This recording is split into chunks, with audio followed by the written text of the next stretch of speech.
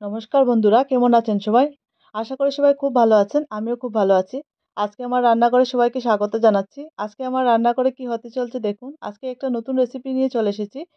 আজকে দেখেই বুঝতে পারছেন হয়তো আজকে কই মাছ রান্না করব। তো তেল কই রান্না করব।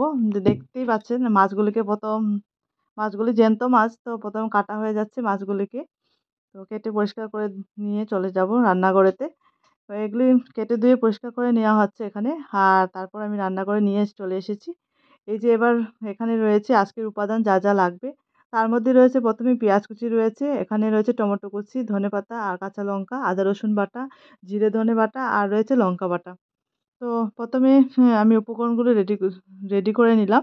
আর এবার একটু সর্ষের তেল গরম বসিয়ে দিয়েছিলাম এদিকে। আর এদিকে মাছটাকে মেরিনেট করে নেব নুন আর হলুদ দিয়ে, ১ চামচ হলুদ দিয়ে মেরিনেট করে রাখছি ১০ মিনিট। আর ১০ মিনিট পর আমি মাছগুলিকে ফ্রাই করে নেব, এখানে একটু লাল লাল করে ফ্রাই করে নেব।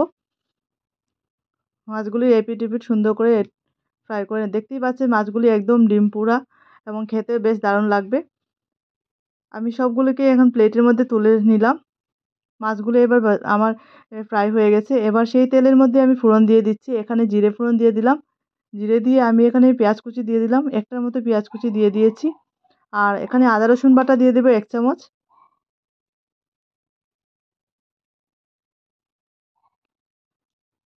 পেঁয়াজটা একটু ভাজা ভাজা হয়ে গেলে আমি এখানে আদা রসুন বাটা দিয়ে দিলাম। আর তারপর দিয়ে দেবো ১ চামচ নুন দিয়ে দেবো, ১ চামচ হলুদ দিয়ে দেবো, ১ চামচ জিরে বাটা দিয়ে দেবো, জিরে ধনে বাটা, ১ চামচ লঙ্কা বাটা দিয়ে দেবো। দিয়ে ভালো করে মশলাটাকে কষিয়ে নেব যতক্ষণ না পর্যন্ত তেল ছাড়ছে। মশলাটা ভালো করে কষানো হয়ে গেলে তারপর আমি এখানে একটা টমেটো দিয়ে দেবো। টমেটোটা দিয়ে ভালো করে মশলাটাকে কষিয়ে নিচ্ছি। আর সামান্য একটু জল দিয়ে দিয়েছিলাম যাতে মশলাটা সুন্দরভাবে কষিয়ে যায়। আর তারপর আমি ঝোলের জন্য অল্প জল দিয়ে দিলাম। আর দেখতেই পাচ্ছেন এবার আমি মাছগুলি দিয়ে দেবো। আর এবার কাঁচা লঙ্কাও দিয়ে দিচ্ছি। আর সবশেষে আমি উপর থেকে একটু ধনেপাতা দিয়ে দিলাম, ফ্রেশ ধনেপাতা। কিছু সময় এখানে ঢাকা দিয়ে রান্না করে নেব। ৫ থেকে ১০ মিনিটের মধ্যে একদম রেসিপিটা রেডি হয়ে যায়। আর এই যে আমি ১০ মিনিট পর আমার ঝোলটাও একদম পারফেক্টলি হয়ে গেছে।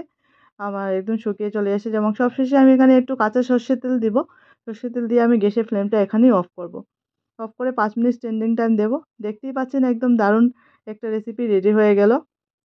এই যে একটা লোভনীয় রেসিপি আজকে তেলকই।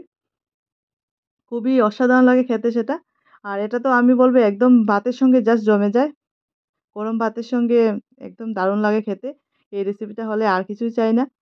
আমার রেসিপিটা কেমন লাগছে অবশ্যই বলবেন। যদি ভালো লাগে অবশ্যই লাইক, শেয়ার, কমেন্ট করবেন। Thank you for watching.